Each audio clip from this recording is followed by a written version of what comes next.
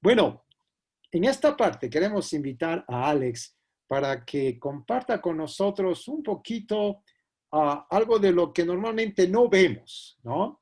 Todos nosotros escuchamos a un buen predicador y después al meditar nos preguntamos, ¿y cómo lo hizo? ¿Cómo estudió el texto para sacar esa esa verdad central? O lo que ha señalado David ahora. ¿Cómo lo hizo para que recordemos los puntos principales? Me gusta mucho una imagen, seguramente ustedes ya la han visto, de un iceberg. Se ve la puntita del iceberg y después bajo el océano esa masa inmensa del iceberg. Bueno, sabemos que la puntita visible es el sermón predicado. Pero lo que no vemos es todo el tiempo de preparación y el propio Alex ilustró diciendo que muchas veces ese tiempo de preparación pueden ser horas de sufrimiento. Así que queremos que Alex en esta parte nos ayudes a conocer un poquito eso que visiblemente no está tan a la vista para nosotros, pero que ha implicado para ti trabajar con el texto. Cuéntanos un poquito de tu peregrinaje de este mismo texto, yendo desde el estudio, descubrir la verdad central y después el puente y finalmente desarrollar un bosquejo para compartirlo con nosotros. Hermano, el tiempo es todo tuyo.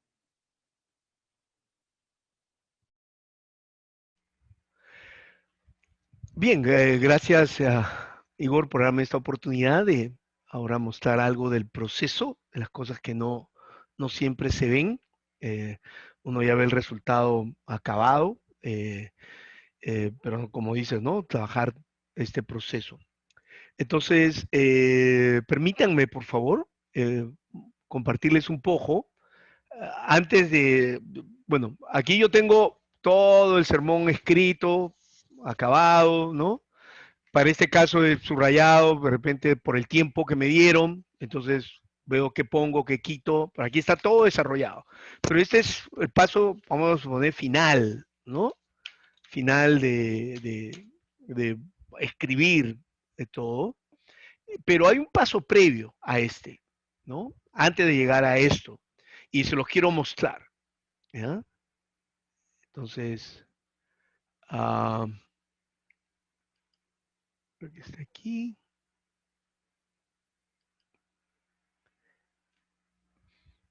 Bien, ¿lo pueden ver? Ok. Sí.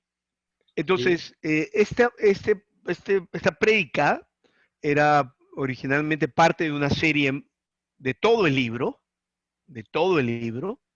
y el título era Ser iglesia en medio de la adversidad, ¿no? Ser iglesia en medio de la adversidad era el título que le pusimos a toda la carta de Filipenses, ¿no?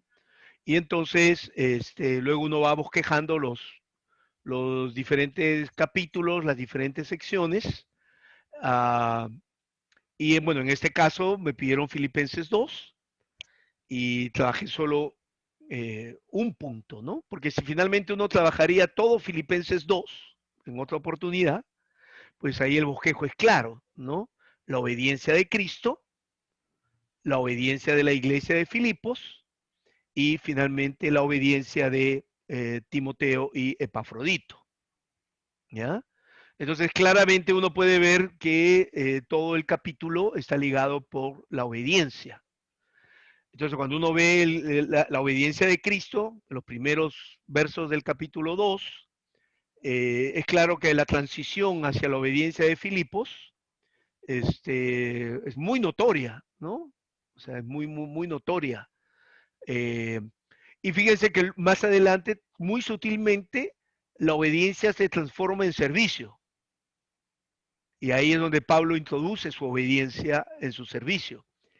Y luego en Timoteo y Filemón, y Epafrodito, ya es servicio plenamente, ¿no? Porque habla del servicio de Timoteo y del servicio de Epafrodito, ¿no? Entonces, eso es elementos muy concretos, ¿no? Que uno puede ver. Entonces, primero necesitamos una visión panorámica de todo el libro, ¿ya? Una idea fuerza, La idea de fuerza era ser iglesia en medio de la adversidad. Luego, ver si voy a predicar el capítulo 2, versos 12 al 18, ver que lo que viene hablando el texto antes y lo que viene hablando el texto después, más o menos en ruta en una misma línea, que me da certeza que la fuerza, obediencia, servicio, ¿no? Obediencia conectando con Cristo, al inicio del texto, servicio conectando con Timoteo y Epafrodito. Entonces, ese es el peso. ¿Y cómo conecto obediencia a servicio? Entonces veo que para Pablo su servicio sacrificial es la expresión de su obediencia, ¿no? Entonces, eso nos da una visión primero panorámica del libro.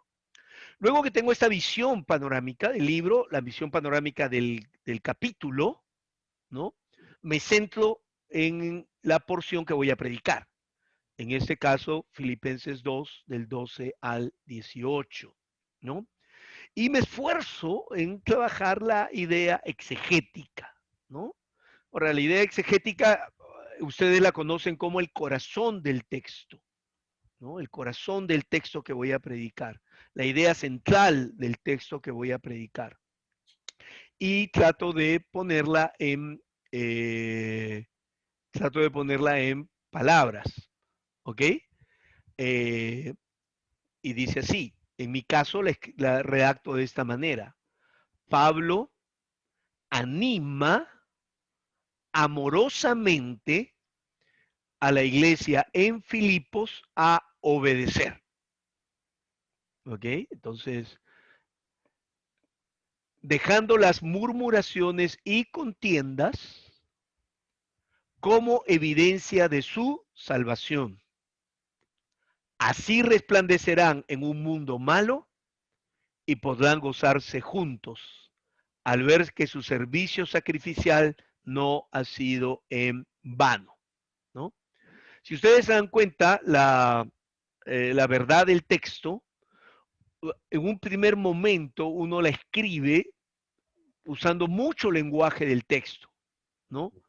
Eh, Pablo, iglesia en Filipos, obedecer, murmuraciones, contiendas, salvación, resplandecer, mundo, gozarse, servicio sacrificial, vano, todas son palabras que están en el texto. Y lo importante aquí es tratar de entender cuáles son las palabras que tienen más peso, las palabras que no pueden quedar fuera.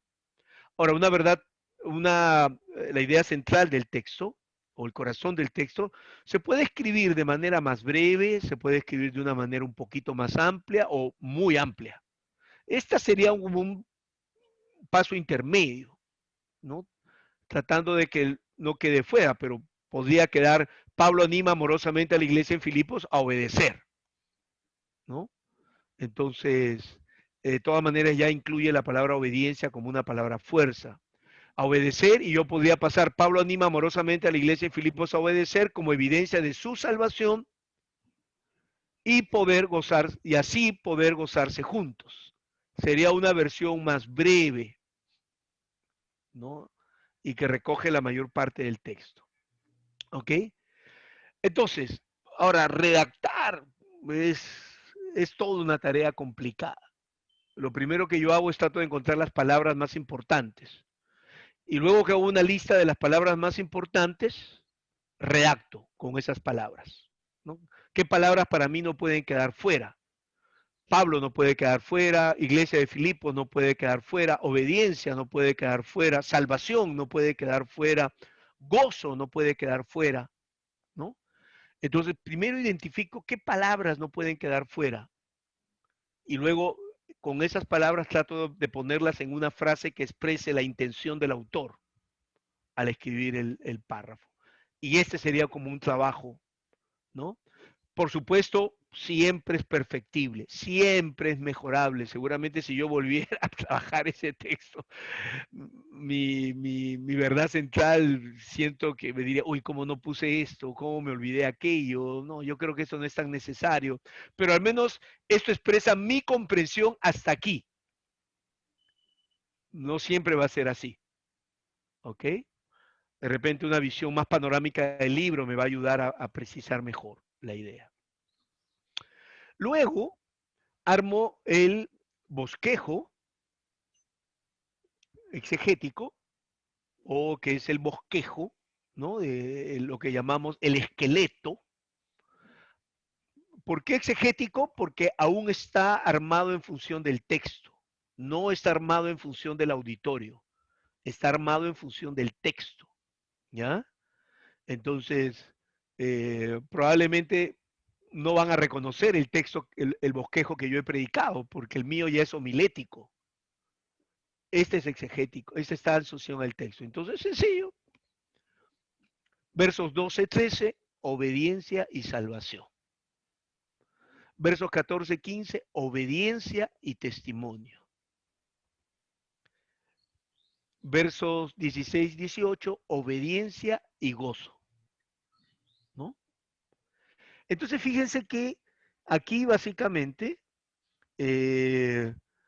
uno trata de encontrar un tema que atraviese todo el texto, un solo tema que atraviese todo el texto. En mi caso es obediencia, ¿no? Y me siento respaldado porque el texto inmediatamente anterior hablaba de la obediencia de Cristo, ¿ya? Eh, entonces, ahora les confieso que luché mucho si el tercer punto poner obediencia y gozo o obediencia y servicio, ¿no? Este, pero en este contexto de pandemia, hermano, yo creo que necesitamos gozo más que servicio. Así que me animé más, pero luchaba en la tercer punto, les confieso, luchaba mucho. ¿Qué palabra conecto en este tercer punto? ¿Gozo o servicio? Gozo o servicio, ¿no? ¿Ya? Bueno, y ahora uno arma el bosquejo milético, ya a partir del bosquejo en el texto. Ahora sí, un bosquejo pensado en mi audiencia, ¿no? En este caso, una audiencia general, una audiencia amplia que son gente de iglesia, pero a la vez también pensando un poquito en ustedes como predicadores, ¿no? Eh, entonces, miren cómo obediencia y salvación se transforma ahora en sin obediencia no hay auténtica transformación, ¿no? Entonces, la dimensión ética de la obediencia, ¿ya? Miren el punto 2, obediencia y testimonio, se vuelve sin obediencia no hay auténtica misión, ¿ya? La dimensión testimonial de la obediencia. Y el tercero, obediencia y gozo, sin obediencia no hay auténtica alegría. Ahora, este bosquejo ya lo hago pensando en mi auditorio, que sean palabras entendibles, comprendibles, ¿no? Que son los puntos que finalmente voy a predicar, ¿ok? Entonces, armo este bosquejo homilético, ¿ya? Pero miren entonces lo que está pasando aquí.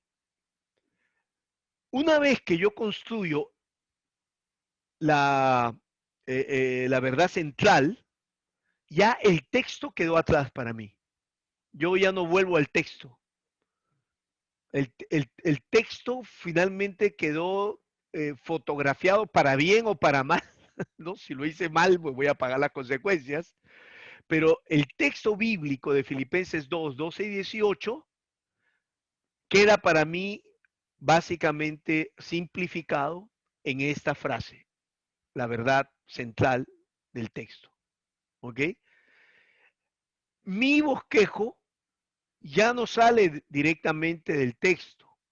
Mi bosquejo sale de la verdad central. ¿Ya? Entonces, de aquí sale obediencia, de aquí sale salvación, de aquí sale testimonio, ¿no? Resplandecer. Claro, aquí yo ya cambié resplandecer, que es muy poético, por una palabra que creo que es lo que Pablo quería hablar, y es testimonio, ¿no? Gozo, sale de aquí, gozarse. Entonces se dan cuenta cómo entonces el bosquejo exegético sale de la verdad central. Y la verdad central se escribe desde el estudio del texto.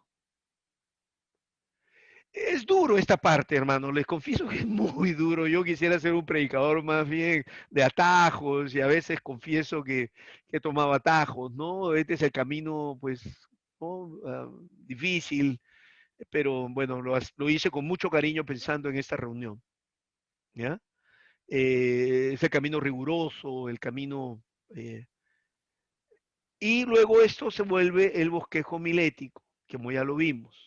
Yo ya no estoy trabajando sobre la verdad central, yo ya trabajo sobre el bosquejo exegético y lo transformo en un bosquejo milético. Pero acá viene el otro punto, y es, ¿cómo justifico un punto homilético? Para mí la justificación de un punto es que hay una verdad. Si no hay una verdad teológica, que es una verdad teológica es una verdad que es verdad siempre, una verdad para todos. Si no hay una verdad, no se justifica la existencia de un punto, ¿no?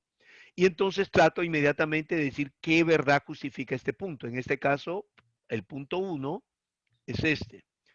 La iglesia es una comunidad transformadora donde libremente nos ponemos bajo la autoridad de Jesús y le obedecemos con el propósito de llegar a ser como Él. Seguro ya escucharon algo de eso en la prédica, ¿no?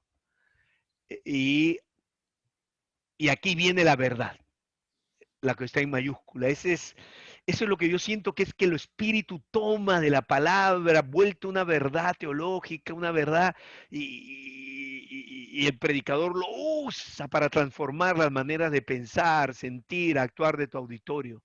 En una frase, el propósito de la salvación es hacerme parecido a mi Salvador. No es solamente que mis pecados sean perdonados para llegar al cielo. El propósito de la salvación es hacerme parecido a mi Salvador, ¿no? Esa es entonces la verdad que yo voy a usar en el punto 1 y la voy a tratar de ilustrar desde diferentes puntos y ángulos. Veamos el punto 2. Sin obediencia no hay auténtica misión. Entonces, verdad teológica. La iglesia es una comunidad con la misión de iluminar la oscuridad del mundo con nuestra obediencia, ¿no? Entonces, eh, pero lo vuelvo una frase, ¿no? Aunque creo que la primera está más linda que la segunda, pero bueno, la puse como la segunda, ¿no? Entonces, somos llamados a obedecer a Dios en un mundo que no lo hace, ¿no? Es la idea fuerza, es la idea que voy a golpear, que voy a machacar, que voy a decir, el Espíritu, úsala para transformar las vidas de las personas que nos oyen. La tercera, sin obediencia no hay auténtica alegría, ¿no? La dimensión emocional de la obediencia. Y la verdad que encontré aquí es, la iglesia es una comunidad donde el gozo más grande de sus líderes es obedecer a Dios y ver a sus miembros también hacerlo. ¿Ok? Y entonces la verdad es, pastores obedientes generan iglesias obedientes, ¿no? Si mi auditorio son líderes, líderes obedientes generan iglesias obedientes. Si son predicadores como ustedes, predicadores obedientes generan iglesias obedientes, ¿no? Eso puede variar un poquito en función de nuestro auditorio de manera general, ¿ok? Bien, hermano, y de ahí comienzo a escribir ya cosas así sin lo que se me viene a la mente, ¿no? Así es el otro que hago. Escribo y escribo. Introducción. 3, 4 introducciones, ¿no? Por ejemplo, miren esta que finalmente no la usé. Se hicieron las cosas bien, ¿por qué estamos tan mal? Finalmente no empecé con esa frase, pero comienzo a escribir, ¿no? Entonces, un mundo, o sea, en cada punto comienzo a escribir sin mayor rigurosidad. Escribo las cosas que voy orando, oro el texto, voy escribiendo. La iglesia debe vivir como una comunidad alternativa cuyo rasgo más sobresaliente sea su obediencia.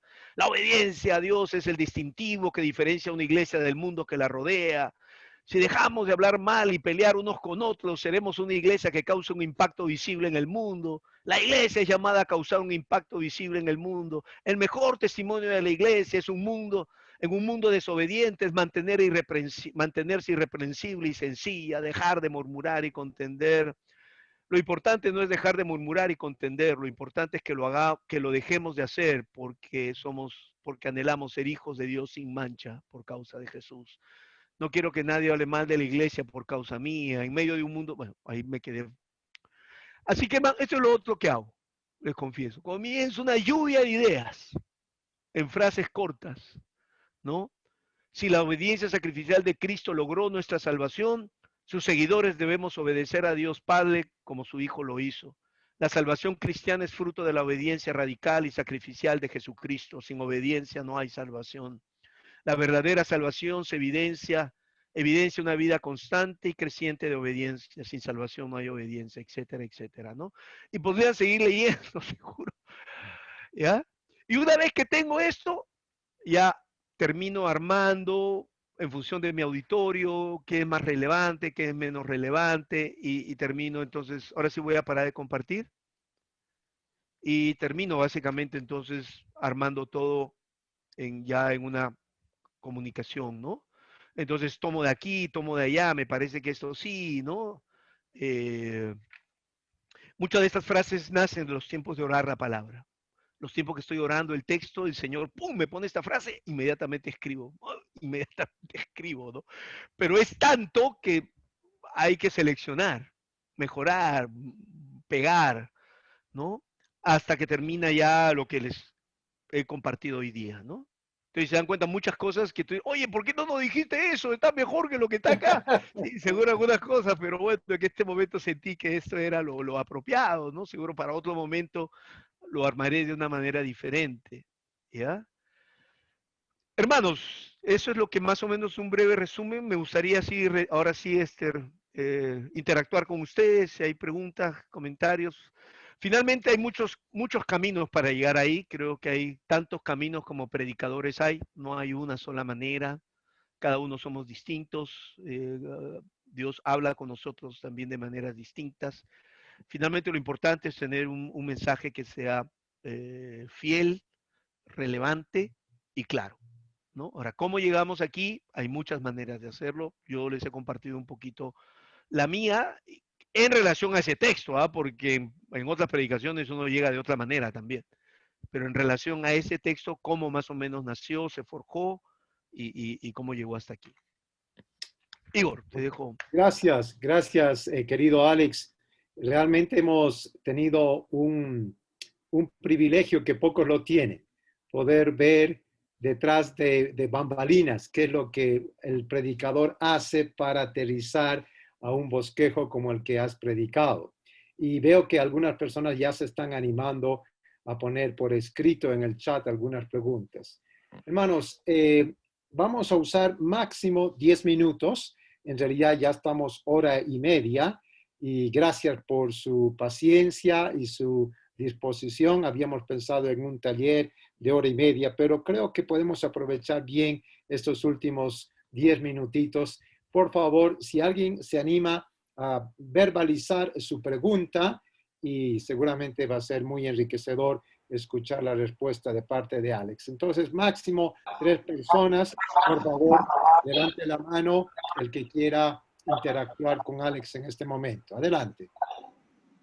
Hola, hola, Igor. Habla Sí, William. adelante. Hola, William. Quería solo hacer notar que en Bolivia de pronto no usamos la palabra idea exegética o tal vez hacemos más énfasis en el corazón del texto, ¿no? Que sería igual, de pronto nada más para aclarar. Y mi pregunta va con la estructura que mostró Alex. La estructura exegética, ¿no? Que sacó de la idea o del corazón del texto para nosotros, ¿no? Porque se puede entender un poquito de la idea exegética, pero también tiene unos pasajes, unos versículos. O sea que no solo pareciera que lo sacó Alex, ¿no? O sea, no solo fue que tomaste por así decirlo, de la idea exegética, sino que te respaldaste con versículos. Y tomamos en cuenta también, ¿no?, las palabras como el y, el entonces, para ver esta estructura misma del texto. O cómo haces, Alex, tú para respaldar estos versículos, para hacer esta estructura exegética. O sea, ¿tomas directamente de la idea exegética, solo así? ¿O Ok, ok. tomas en Vuelvo a cuenta estas repetir, ¿no? palabras? Normalmente, sí. Normalmente trato de escribir la verdad central o el corazón del texto manteniendo la secuencia del texto, ¿no?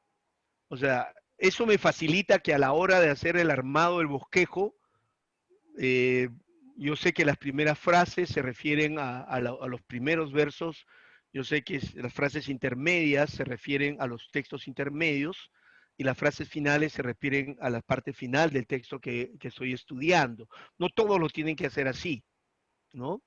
En mi caso me facilita a la hora de pasar al bosquejo. Entonces probablemente las palabras salvación, las palabras perdón, la palabra testimonio, la palabra servicio, lo voy a tratar de escribir en ese orden. Eso me ayuda a mí, no necesariamente a todos, a mí me ayuda, ¿no? Y entonces, así que a la hora de armar el bosquejo puedo ver claramente que el primer punto salió de la primera parte, el punto intermedio salió de la parte intermedia y la parte final salió de la parte final, ¿no? No soy muy riguroso en el sentido de la gramática, otros utilizan mucho el término gramatical y está bien para aquellos que lo dominan. Yo trabajo más las ideas fuerzas que voy encontrando en el texto, ¿no? Escritas en palabras. Entonces trato de encontrar como las palabras que tienen más peso, como ya lo dije, ¿no? Entonces, para mí el peso pesado aquí es obediencia, el peso pesado, la palabra que sin ella perderíamos el sentido del relato. Y luego encuentro las palabras semipesadas, ¿no? Y las semipesadas, pues son salvación, servicio, eh, gozo, ¿no? Entonces, y luego con la palabra pesada y las semipesadas trato de armar las ideas, ¿ok? Eh, pero por el camino gramatical también es un camino que el que lo conoce y lo domina, pues creo que va a encontrar una mayor precisión que la mía. La mía se basa mucho en intuición, en sentir el peso teológico de las palabras en un relato. Y los años de caminar, pues ya te hace sentir claramente, ¿no? Esos pesos, ¿ok? Que son las palabras que no pueden quedar fuera. Entonces.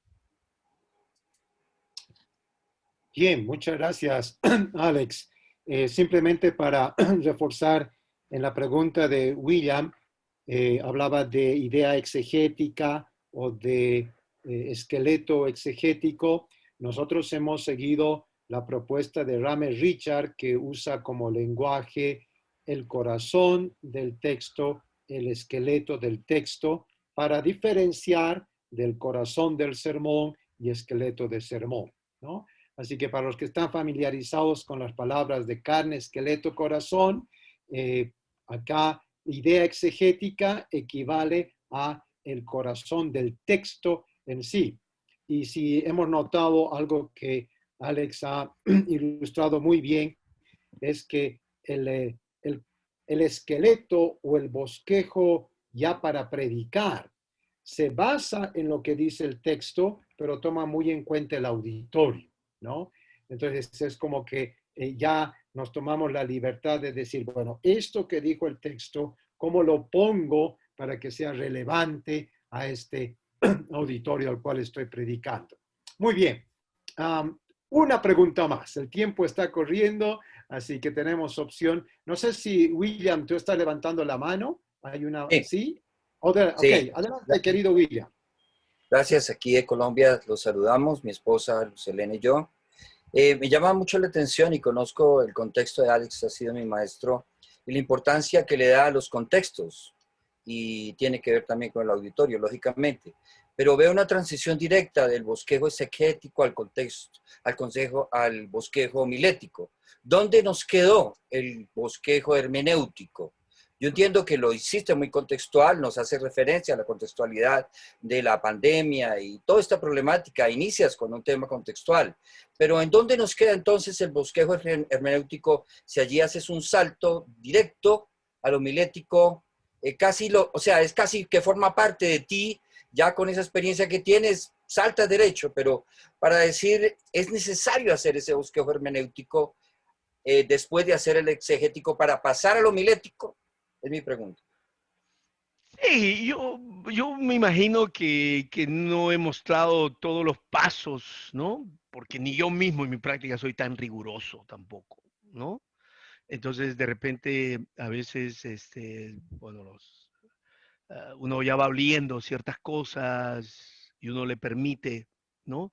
Estas transiciones de un paso a otro paso. A veces nosotros somos muy rigurosos cuando comenzamos, es como cuando uno pinta un cuadro, ¿no? Primero, pues, tienes que aprender a combinar los colores básicos, pero ya con los años, pues, uno ya puede pintar, pues, un Picasso, ¿no? Una cosa así, que sale de todo tipo de... Pero no hay que empezar así, ¿no? Así que tienes toda la razón, William. Entonces, pudimos haber hecho un paso intermedio, probablemente si lo hubiera hecho, por ahí el bosquejo homilético salía mejor, ¿no? Mejor todavía, con mayor precisión.